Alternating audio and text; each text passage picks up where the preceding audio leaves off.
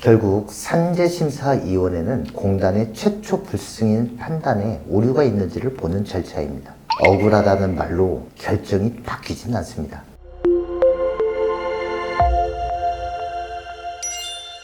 안녕하세요. 산재 전문 변호사 방수환입니다. 저는 현재 근로복지공단 산업재해보상보험심사위원회 위원으로 활동하고 있는데요. 때문에 공단의 산재 불승인 사건이 위원회에서 어떻게 검토되고 어떤 자료와 근거가 있으면 결정이 뒤집혀 산재로 인정되는지 누구보다 잘 알고 있습니다. 오늘은 그 경험을 바탕으로 심사 청구 단계에서 불승인을 뒤집는 전략 몇 가지 설명드리고자 합니다.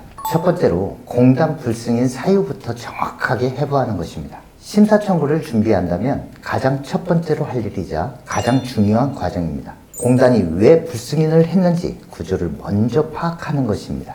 공단의 불승인 사유는 대부분 세 가지입니다. 사고, 업무와 질병 사이의 인과관계 부족, 재해 경위 불명확 또는 초진 기록의 부실, 기왕증, 즉 기저질환 및 퇴행성 때문이라는 판단입니다. 따라서 가장 먼저 할 일은 이 세 가지 중 어떤 이유로 불승인했는지를 분석해야 합니다. 그렇다면 공단이 어떤 자료를 보고 불승인을 했는지를 확인해야 하는데, 이를 위해 공단에 정보공개 청구를 해서 조사 기록을 받아보셔야 합니다. 여기에는 조사관 면담 기록, 병원 회신, 초진 기록, 현장 조사 자료 등이 모두 포함됩니다. 이 자료들이 바로 심사 청구 전략을 짜기 위한 지도 역할을 합니다. 공단이 어디를 잘못 봤는지, 어디를 아예 안 보고 넘어갔는지 이 지도 위에서 찾는다고 생각하시면 됩니다.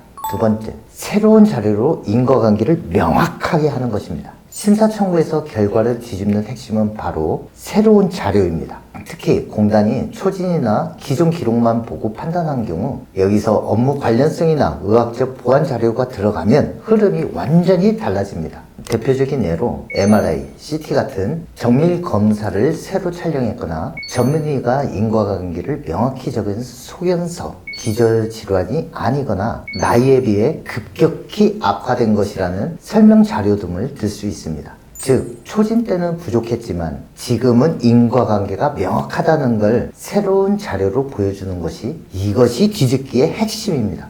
세 번째, 기존 판단 핵심 오류를 정확히 지적하는 것입니다. 심사 청구의 본질은 결국 공단의 판단이 왜 잘못됐는지, 어떻게 오해했는지 등을 논리적으로 드러내는 과정입니다. 앞서 확실하게 원인을 파악하고 자료를 모았다면 이를 통해 오류를 지적해야 합니다. 대표적으로 뒤집히는 오류 유형을 세 가지만 설명드리겠습니다.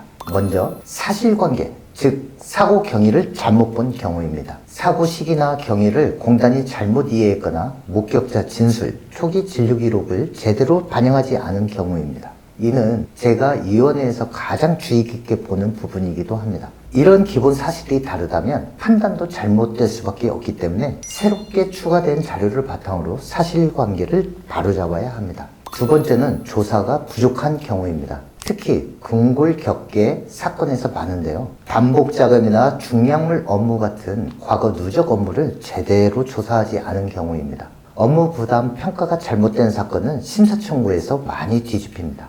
세 번째는 법리 판단을 잘못 적용한 경우입니다. 공단이 업무상 질병 기준을 엄격하게 보거나 기존 결정내와 맞지 않게 해석하는 경우도 있는데요. 이 역시 위원회에서 가장 주의 깊게 보는 부분이기도 합니다. 이러한 점들은 논리적이고 전문적인 검토가 필요하기 때문에 전문가의 도움을 받는 것이 좋습니다.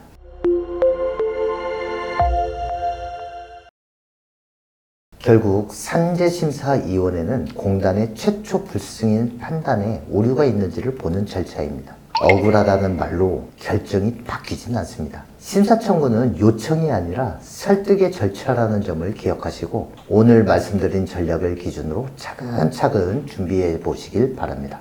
올바르고 치밀하게 산재 전문 변호사 방수환 변호사였습니다.